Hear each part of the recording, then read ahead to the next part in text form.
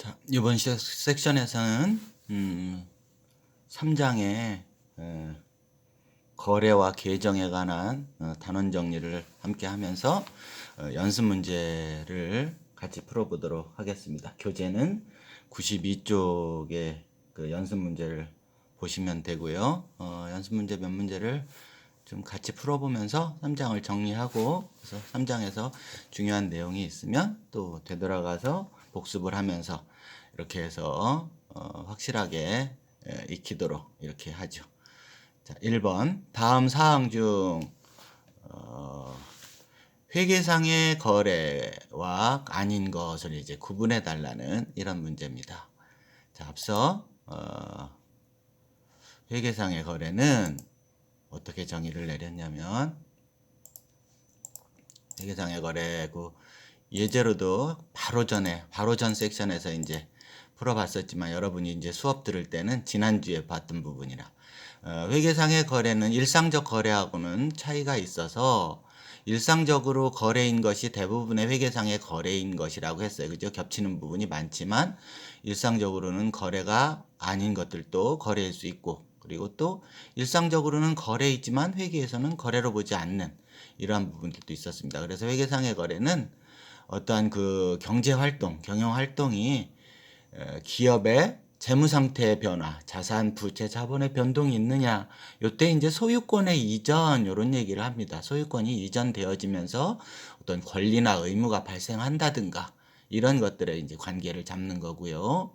그 다음에 그 금액을 화폐 금액으로 측정 가능한 상태에 있는가, 요런 부분을 이제 봤었습니다. 자, 그러면 문제로 가서, 자, 1번. 현금 300만 원과 건물 1000만 원을 출자해서 영업을 개시하다, 이런 겁니다. 출자를 한다라는 뜻은 기업의 주인이 기업을 하기 위해서 자기가 이제 그 자금을 대는 거예요. 그래서 기업 주의목, 이런 거죠. 그래서 자산, 현금이라는 자산도 변화가 있고 건물이라는 자산도 역시 변화가 있고, 반대편으로 보면 기업주의 몫이 이제 그만큼 투자가 되어지는 이런 부분입니다. 그래서 자산의 증가와 자본의 증가, 이렇게 이제 그 재무상태표의 변화가 보여지는 회계상의 거래입니다. 뭐가 되겠죠? 자, 그 다음에 3번으로 가도록 하죠. 자, 전부 다 하지 말고 이렇게 홀수 번호만 가도록 할 테니까, 나머지 짝수 번호들은 교재의 해답을 보면서 여러분들이 판단을 해보면서 요 섹션 수업을 듣고 난 다음에 복습을 하면서 짝수 번호를 보시기 바랍니다. 자, 도화주와 건물 매매 계약을 체결했대요. 자, 이거 어떨까요? 자, 일상적으로는 굉장히 큰 거래를 한 겁니다. 일반적으로는. 그죠? 거래 당사자가 있고 도와주라는, 그리고 건물을 사고 팔기로, 이제 도와주는 이제 뭐 내가 건물을 이제 파는 건지 사는 건지 확실치 않지만 하여간 건물을 도와주라는 상대방하고 사고 팔기로 계약 체결을 한 겁니다. 자, 이 계약 체결하는 행위는 아직은 회계상의 거래에는 해당되지 않는다라는 겁니다. 왜냐하면 재무상태의 변화가 없다라는 점이죠. 만약에 여기서 매매계약을 체결하면서 계약금으로 1000만 원을 뭐 주고받았다 그러면, 그 계약금으로 주고받은 부분, 그 부분만 거래로 보아서 장부에 기록을 하는 겁니다. 앞서 회계상의 거래라 하면, 거래로 판단이 되어들면 장부에 기록한다라는 것을 얘기한다고 그랬었죠. 그래서 3번은 회계상의 거래는 아닌 겁니다. 자, 그 다음에 5번. 상품 70만 원을 현금으로 매입해서 상품 매매업을 해서 상품을 사왔어요. 상품 사다 팔고 상품 사다 팔고 하는 이런 기업을 영위하기 위해서 70만 원을 상품을 현금으로 사왔습니다. 자, 상품이라는 자산의 변동이 있고 현금이라는 또 자산의 감소라는 변동이 있습니다. 재무상태의 변화가 있고 화폐 금액으로 표시가 가능한 것. 자, 그래서 5번 회계상의 거래가 되겠습니다. 그 다음에 7번. 자, 풍수해로 인해서 상품이 파손되어지다. 이런 부분입니다. 물이 들어온 거예요. 비가 많이 와가지고. 그래서 창고에 보관하고 있었던 상품이 못 쓰게 된 것입니다. 자, 어떨까요? 일상적으로는 회계상의 거래가 될 수가 없는 부분이죠. 상식적으로. 그런데 기업의 세무상태에 변화가 온 겁니다. 상품이라는 자산이 더 이상 자산으로서 가치가 없어진 부분이야. 그 몇 개가 없어졌는지 그 가액을 계산을 해서 기록을 하면 되겠죠. 그래서 7번 회계상의 거래가 되겠습니다. 자, 9번 국민은행에 예금한 정기예금 20만 원에 대한 이자 9천 원을 원금에 가산하다. 자, 여러분 그 예금을 해놓으면 거기에 3개월에 한 번씩 뭐 요즘에는 워낙 작긴 하지만 이자가 이렇게 가산되어져 있음을 볼 수 있습니다. 그러면 요 가산되어져 있는 이자만큼의 은행 예금이 붙어져 있겠죠. 자, 그러면 역시 예금이라는 자산의 증가가 보여집니다. 이 부분을 회계 처리해야 되는 회계상의 거래에 해당이 되는 겁니다. 당사자가 있어서 뭐 주고받은 거 아님에도 불구하고 이렇게 기업이 가지고 있는 예금이라는 자산의 변동이 보여지는 겁니다. 자, 이러면 회계상의 거래다 이런 겁니다. 자, 그다음에 11번 창고에 보관 중인 상품을 쥐가 파손을 했어요. 자, 이 역시도 마찬가지로 앞서 풍수해를 입었던 부분과 동일하게 회계상의 거래인 겁니다. 파손되어진 상품의 개수를 헤아리고 그 한 개의 상품이 얼마짜리인지를 계산해서 장부에 반영을 해야 되는 회계상의 거래인 겁니다. 자, 그 다음에 13번 출장 중인 점원이 현금을 분실을 했어요. 아, 이것도 자, 이거 점원이 출장 갔다 와가지고 출장비 받은 것하고 뭐 그 거래 그 당사자로부터 외상대금을 받은 거 이런 것들을 잃어버리고 와가지고 사장님 저 거래했어요 이러면 말도 안 되는 소리겠지만 자, 이 부분 회계상의 거래인 겁니다. 다만 이 부분을 이제 후에 회계 처리를 어떻게 할 것인가 이 문제는 차지하고 어쨌든 장부에 기록을 해놓는 이러한 그 회계 처리가 필요한 겁니다. 자, 그래서 이 부분을 후에 분실한 부분을 회계 처리했다가 뭐 대부분은 메꿔야 됩니다. 점원이 메꿔야 되지만 사장님이 또 그냥 이 부분을 그 금액도 크지 않고 또 분명히 분실한 게 확실해서 또 메꾸라고 하기에는 좀 과혹하고 그렇다면 회계 처리가 또 다른 방법을 택하게 되겠죠. 그래서 그렇게 회계 처리로 하는 것은 확실하지만 어찌 됐든 이 부분 회계상의 거래다 이런 겁니다. 자, 그다음에 15번 매출한 상품이 반품되어 오는 겁니다. 자, 상품을 팔았어요. 얼마인가를 그죠? 그랬는데 왜 반품되어 올까요? 뭐 불량품이 있거나 혹은 마음에 들지 않거나 여러 가지 그 상황이 변했거나 해서 반품이 왕왕 있습니다. 이렇게 그죠? 뭐 품질이 그 규격이 떨어지거나 이러면 규격이 안 맞거나 품질이 뭐 생각했던 것보다 상대방이 자, 이 부분 어떨까요? 당연히 거래입니다. 원래 매출이라고 기록해서 상품이 팔린 것처럼 회계 처리했던 상품이 되돌아오면 상품이 되돌아오는 회계 처리를 해야 됩니다. 자, 어떻게 회계 처리할까요? 그 부분은 이제 차차 배울 일입니다. 그죠? 자, 그 다음에 17번. 손님을 접대하기 위해서 옆상에서 의자를 빌려왔어요. 17번. 자, 그러면 가게에 손님이 왔는데 의자가 부족했던 거예요. 막 개업식이나 이런 거 하려나 이제 그랬을지도 모르겠고 어쨌든 개업식이 아니어도 손님들이 많이 왔어. 옆 가게 가서 의자 좀 빌려왔어요. 자, 이거 회계 처리해야 될 일일까요? 뭐 빌려오다 이래서 꼭 뭐 무슨 나중에 갖고 오는 거지만 그렇지 않아서 금방 갔다가 줄 거니까 이런 것들을 회계 처리하지 않습니다. 이것은 뭐 기업의 재무 상태, 뭐 소유권이 이전되었다고 보지는 않는다 이런 거죠. 자, 그 다음에 19번입니다. 19번. 19번에 공과금 납부 고지서를 교부받았다 이런 겁니다. 공과금을 내라고 납부 고지서를 교부받았어요. 자, 공과금은 여러 가지 이제 요금 같은 거 이런 부분들인데 자, 요 납부고지서 아직은 받았지만 후에 납부하고 나서 회계 처리를 하면 됩니다. 공과금 납부고지서. 그래서 아직은 회계상의 거래를 보지 않고 납부고지서를 가지고 이제 납부한 달 이때 가서 회계 처리를 하면 되겠습니다. 자, 그다음에 21번. 차량이 낡아서 가치가 감소되다. 자, 이런 부분이 아직 약간 어려울 수 있는데 기업이 차량 운반고를 구입했어요. 운반용의 트럭 이런 거 생각 상품 운반해 주는데 사용하려고 트럭을 구입해 가지고 있습니다. 그러면 트럭을 1,000만 원에 구입했다고 생각을 해보죠. 이랬을 때 1년이 지났어요.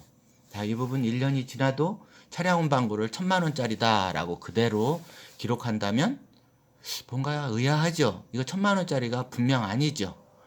1년을 썼으면은 막 한 900만 원, 800만 원짜리로 이렇게 가치가 감소되어져 있을 겁니다. 회계는 이렇게 어떤 자산을 구입해서 사용한 자산이 그 시간의 흐름에 따라서 그 가치가 감소되어지는 부분을 장부에 반영하기로 했습니다. 이런 애들을 이제 감가 이런 얘기를 하고 가치가 감소되어진다. 그래서 감가가 되어지는 부분을 회계상의 장부에다가 가치 감소 부분을 반영해서 깎아내리는 작업을 하는 것을 감가상각이라는 말을 씁니다. 들어보셨나요?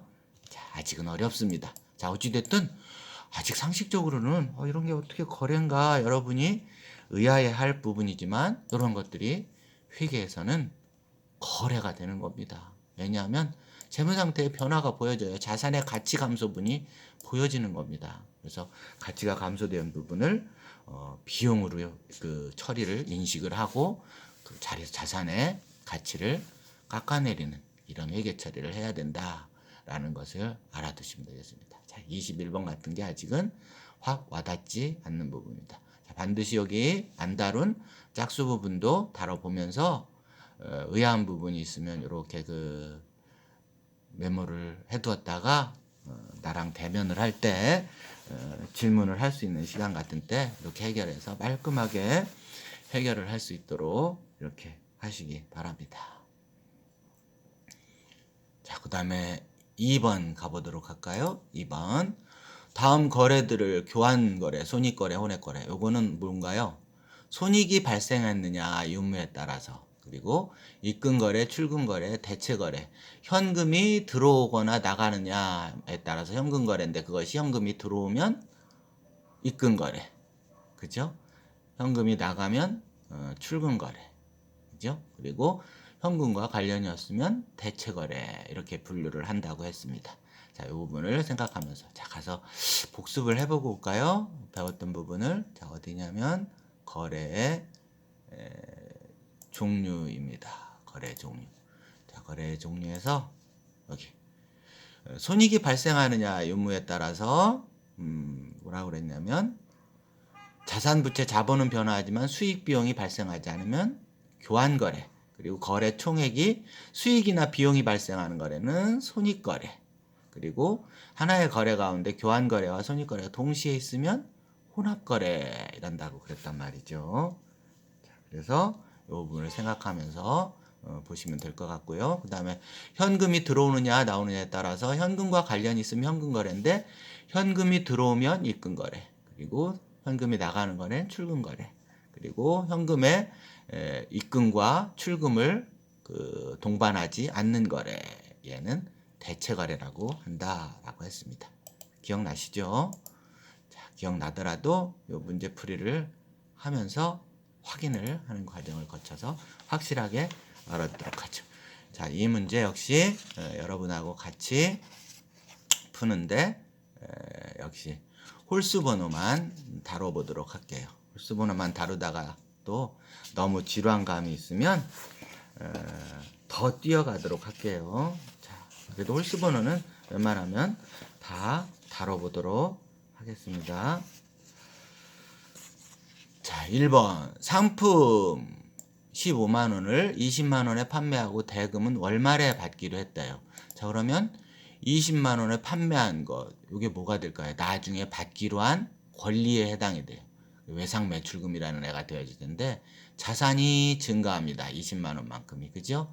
자, 그리고 상품 15만 원이 감소합니다. 자산 감소해. 자산이 20만 원 증가하고 자산 15만 원이 감소해. 5만 원만큼의 차이가 있죠? 자, 이거 뭐라 그랬어? 상품 15만 원짜리를 20만 원에 팔아서 생긴 상품 매출이라는 수익이 발생하네. 그죠? 자, 그래서 자산과 자산끼리 교환이 15만 원 있고 5만 원만큼 이익이 발생하므로 한 거래 안에 수익과 수익이 발생하기도 하고 자산과 자산끼리 교환도 되는 거래가 혼합되어 있으므로 혼합거래이고, 여기 현금이 뭐 들어오거나 그런 게 있나요? 없죠? 따라서 대체 거래가 되겠습니다. 그래서 대체 거래이면서 혼합거래. 1번은 그와 같이 되겠습니다. 그 다음에 3번. 차입금 12만 원과 그 이자 5천 원을 현금으로 지급하다 라는 문제입니다. 자, 그러면 이 부분을 한번 보도록 하죠.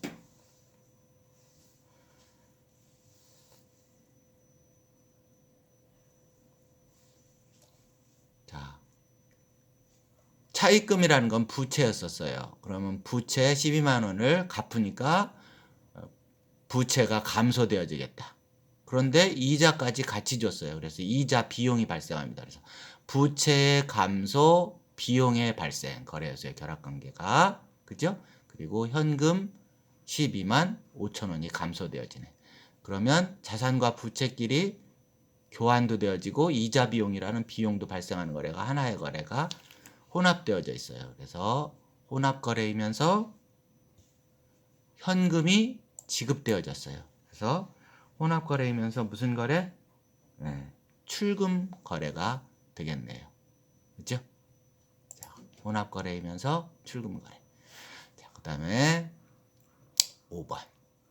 현금 7만 5천 원을 버스 안에서 분실하다. 이런 거래입니다. 현금 7만 5천 원을 버스 안에서 분실하다. 자, 보면 현금이라는 자산이 감소할 수밖에 없어요. 그죠? 그리고 비용이 발생했네. 그죠? 비용이 발생했습니다. 그러면 비용이 발생했으니까 무슨 거래야? 손익거래이면서 현금이 어쨌든 분실이더라도 나가는 거래이니까 출금 거래가 되겠습니다. 그래서 5번은 손익거래이면서 출금거래. 이렇게 답을 하시면 되겠습니다. 자, 지금까지 한 모든 거래가 내외부 거래로 하면 어떤 거예요? 전부 외부 거래죠. 자, 그 다음에 7번. 점주가 개인적으로 현금 10만 원을 사용을 하고 있어요. 점주가. 자, 그러면 이 점주가 사용한다라는 뜻은 사장이 개인적으로 현금을 사용했다라는 뜻입니다. 그러면은 사장이 사용을 했으니까 뭐가 감소하겠어? 사장 몫을 자기가 썼으니까 자본이 감소하겠다. 그리고 자산이 감소합니다. 현금 10만 원만큼이. 그래서 자본의 감소, 자산의 감소 되게 되니까 여기 손익은 없죠. 그래서 7번은 교환거래가 되겠네요. 그러면서 현금 10만 원이 나가니까 출금거래. 자, 7번은 교환거래이면서 출금거래가 되겠습니다. 자, 그 다음에 9번. 수표를 발행해서 현금 5만 원을 인출해 오는 겁니다. 자, 요거를 잘 생각을 해야 돼요. 자, 기업이 수표를 발행했다는 뜻은 당좌 수표를 발행하는 겁니다. 그래서 수표 발행했다라는 뜻은 이제 자기 당좌 예금은 감소를 하는 것이야. 예금의 감소. 자, 그러니까 자산이 감소되면서 현금을 인출해 오는 것은 은행에서 인출해 오는 것이니까 인출해서 어떻게 기업으로 현금을 찾아오는 것이야. 수표 발행해서. 당좌 예금은 이렇게 수표를 발행해 가지고 현금을 찾아오는 방식을 택하거든. 아니면 타인에게 수표를 그냥 지급해 버리거나. 그러면 현금은 입금이 되면서, 그죠? 현금이라는 자산이 증가되고 수표를 발행했으니까 예금은 감소하는 겁니다. 그래서 자산의 증가와 자산의 감소에서 교환거래이면서 현금이 들어오는 입금거래인 겁니다. 자, 여러분들 이제 그를 가르치다 보면 그 이전에 여러분 선배들을 이 9번 같은 경우를 자꾸 출금 거래라고 하는 사람들이 있어요. 왜 그러냐면 은행에서 출금해 오니까. 다른 기업의 입장에서 회계 처리를 하는 거죠. 지금 은행 가서 현금을 수표 발행해서 찾아오고 있는 겁니다. 자, 이렇게 잘 인식을 이해를 해 두시기 바랍니다. 그 다음에 11번 대여금 10만 원과 그에 대한 이자 5천 원을 현금으로 회수하다. 현금 회수 얼마입니까? 10만 5천. 자산의 증가가 있고요. 대여금은 이제 내가 빌려줬던 돈이니까 받아서 없어지는 거야. 그만큼 받을 권리 10만 원만큼이 자산이 감소하는 겁니다. 그런데 뭐까지 같이 받았어? 이자 수익이 생겼네. 돈을 빌려줬으니까 이자. 그래서 현금은 10만 5천 원이 증가하고 받을 권리 10만 원 감소하면서 빌려준 대가인 이자 수익 5천 원이 증가하는 거야. 자, 그럼 한 거래 안에 자산과 자산끼리 교환도 되고 수익도 발생하니까 무슨 거래야? 네, 대체 거래가 되면서 현금이 들어오니까 입금 거래가 되겠네요. 그죠? 현금이 들어오죠. 그래서 11번은 입금 거래이면서 혼합 거래가 되겠다. 그치? 혼합 거래. 교수님이 좀 전에 대체 거래라고 그랬어? 혼합 거래. 현금이 들어오면서 들어오는 거래이고 그 다음에 자산과 자산끼리 교환도 되고 여기 일부는 또 수익도 발생했으니까 혼합 거래이면서 현금이 들어오는 입금 거래. 혼합 거래이면서 입금 거래에 해당이 되겠습니다. 11번은. 자, 그 다음에 13번. 현금 7만 원과 건물 100만 원을 출자해서 영업을 개시하다 이런 겁니다. 자, 그러면 출자를 했다라는 뜻은 기업주가 냈다라는 뜻이니까 기업 입장에서는 현금 70만 원도 들어오고 건물 100만 원도 생기고 한 겁니다. 자, 그러면 이 부분은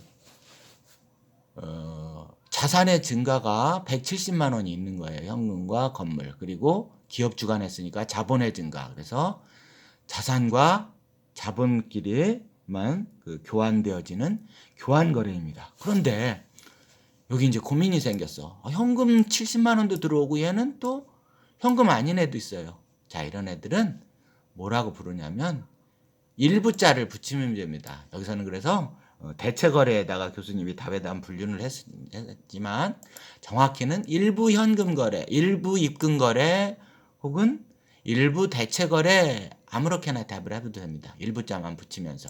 그래서 일부 입금 거래 혹은 일부 대체 거래 이렇게 답을 하면 정확한 답이 되겠습니다. 일부자만 붙이면 돼요. 일부 입금이라고 해도 좋고 일부 대체.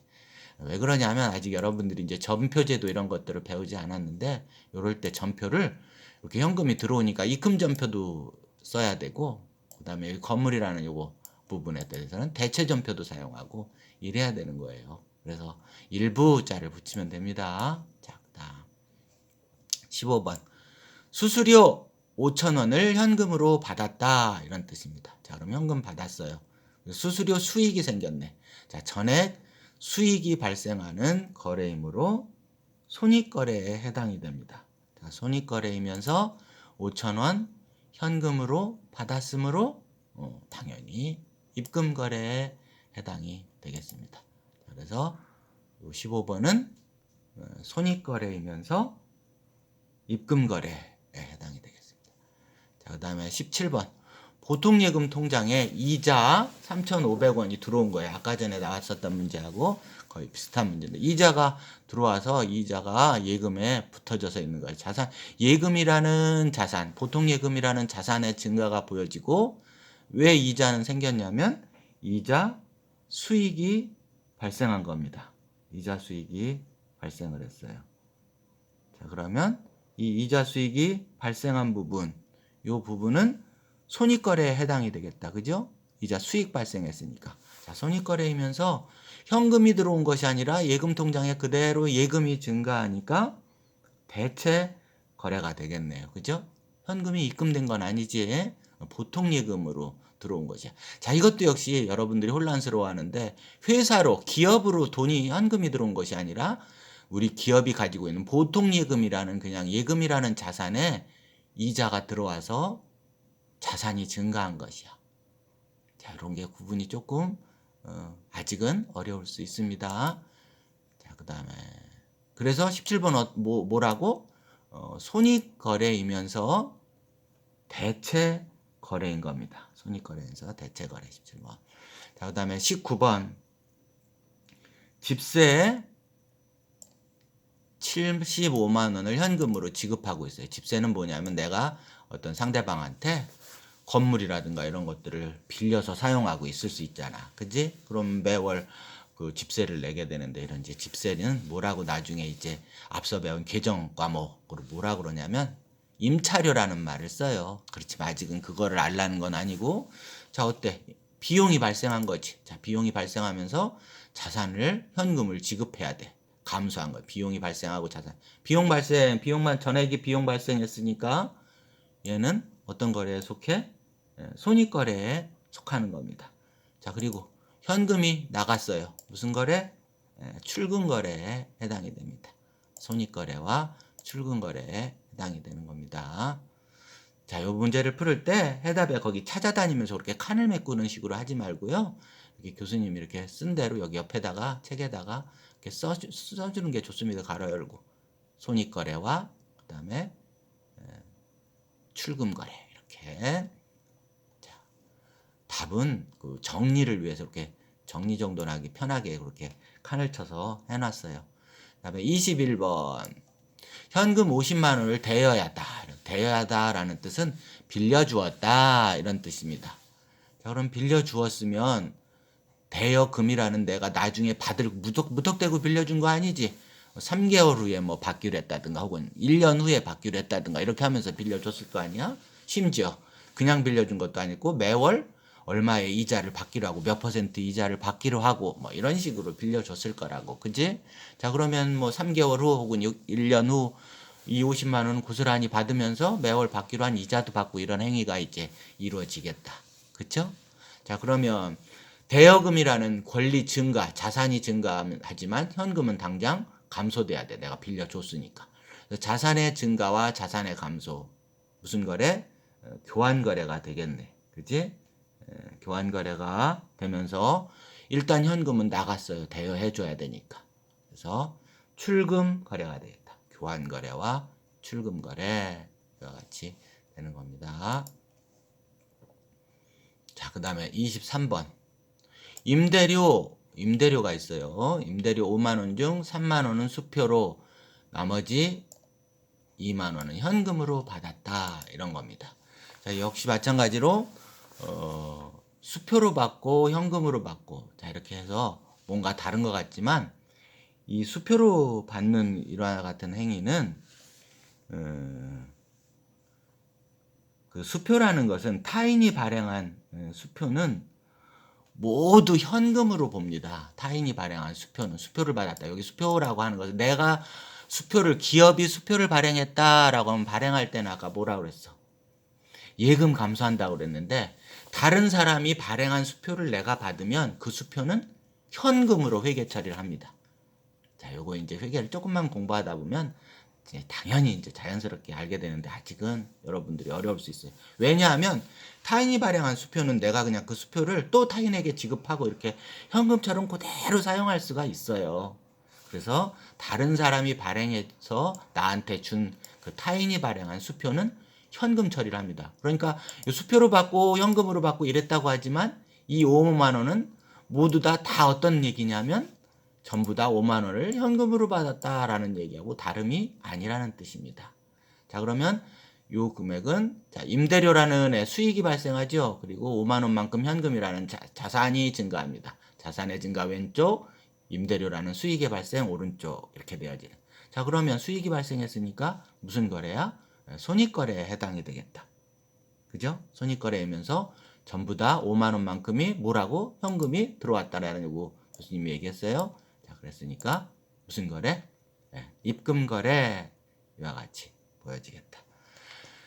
자, 요거는 짝수지만 마지막 문제니까 한번 풀어보도록 하죠.